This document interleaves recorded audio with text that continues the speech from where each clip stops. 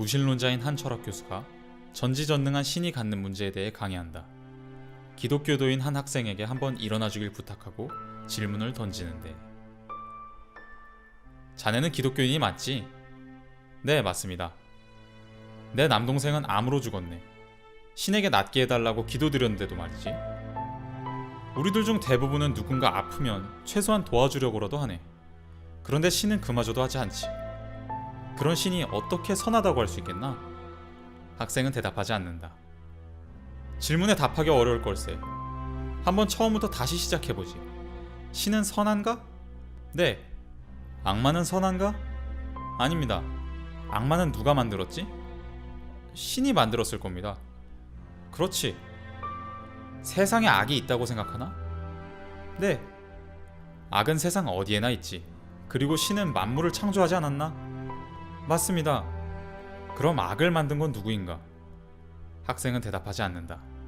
교수는 계속해서 질문한다. 질병, 부도덕, 혐오, 추함, 이 모든 것들은 세상에 분명 존재하네. 그렇지? 네, 맞습니다. 그렇다면 이것들을 만든 게 누구이지? 학생은 대답하지 않는다. 교수는 계속해서 질문한다. 학문은 오감을 이용해서 우리 주변을 식별하고 관찰하네. 말해보게, 신을 본 적이 있나? 아니요. 신을 들은 적이 있나? 없습니다. 신을 한 번이라도 촉각으로 느끼거나 맛보거나 냄새로 맡은 적이 있나? 한 번이라도 신을 감각을 이용해 인식한 적이 있나? 아니요, 없습니다. 그런데도 신을 믿나? 네. 자, 경험적, 실험적, 입증적 절차에 따르면 학문적으로 자네의 그 신은 존재하지 않는다고 판별되네. 그렇지 않나? 아닙니다. 저는 여전히 신을 믿습니다. 믿는다라. 바로 그게 문제야. 학문적으로 보면. 학생이 말을 한다. 교수님, 열이라는 게 존재하지 않나요? 존재하지. 그럼 냉기는요? 존재하지. 아닙니다. 냉기는 존재하지 않습니다. 강의실은 대화의 변화에 조용해진다.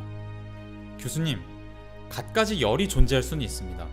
높은 열, 엄청 뜨거운 열, 백열, 미열, 아니면 열이 없을 수도 있죠. 하지만 사람들이 냉기라고 부르는 것은 실제로는 존재하지 않습니다. 아무리 차가워져도 온도는 영하 273도 아래로 내려갈 수는 없습니다. 그러므로 냉기란 존재하지 않습니다. 냉기는 열의 부재를 가리키기 위해서 우리가 사용하는 단어일 뿐입니다. 냉기는 측정할 수 없습니다. 반면 열은 측정 가능한 에너지입니다. 냉기는 열의 반대 개념이 아니라 열의 부재일 뿐입니다. 강의실은 쥐 죽은 듯이 조용해졌다. 학생은 말을 이어나간다. 어둠은 어떤가요? 어둠은 존재하나요? 어둠이 없다면 밤에 보이는 그건 뭐겠나? 틀리셨습니다. 어둠은 무언가의 부재입니다. 빛의 경우는 약간의 빛, 보통의 빛, 밝은 빛, 눈부신 빛 등등 여러 가지가 있을 수 있습니다. 그러나 빛이 아예 없는 경우는 빛이라고 부를 수 없고 그것을 바로 어둠이라고 부르는 겁니다. 한마디로 실제로 어둠은 존재하지 않습니다. 어둠이 있다면 어둠을 더 어둡게 만들 수 있어야 하지 않을까요? 어둠의 정도가 있다고 생각하는 건 빛의 정도를 뒤집어서 생각하기 때문입니다. 그래서 무슨 말이 하고 싶은 건가? 교수님의 철학적 전제에 결함이 있다고 말씀드리는 겁니다. 결함이라 뭔지 설명해 줄 수 있겠나? 교수님은 이원론적 전제를 품고 계십니다. 삶과 죽음, 좋은 신과 나쁜 신이 있을 수 있다고 생각하시죠.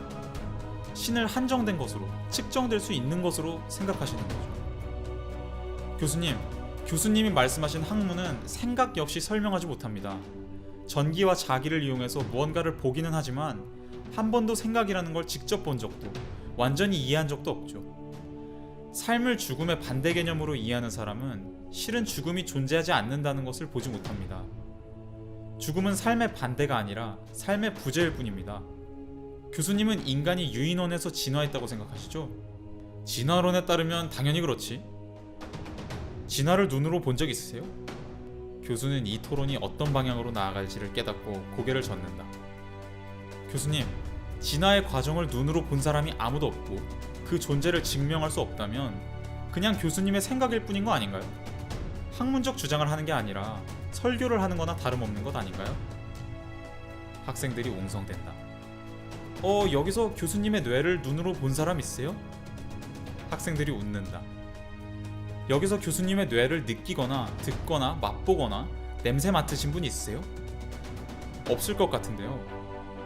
학문의 견고하고 경험적인 입증 절차의 규칙에 따르면 교수님은 뇌가 없는 겁니다. 그런데 어떻게 우리가 교수님의 강의를 신뢰할 수 있겠습니까? 강의실이 조용해졌다. 교수는 학생을 쳐다보며 알 수 없는 표정을 짓는다. 자네는 믿음에 관한 말을 하려는 건가? 네, 맞아요. 바로 그겁니다. 인간과 신 사이의 연결은 바로 믿음입니다. 믿음만이 세계에 삶을 부여하고 만물을 움직입니다.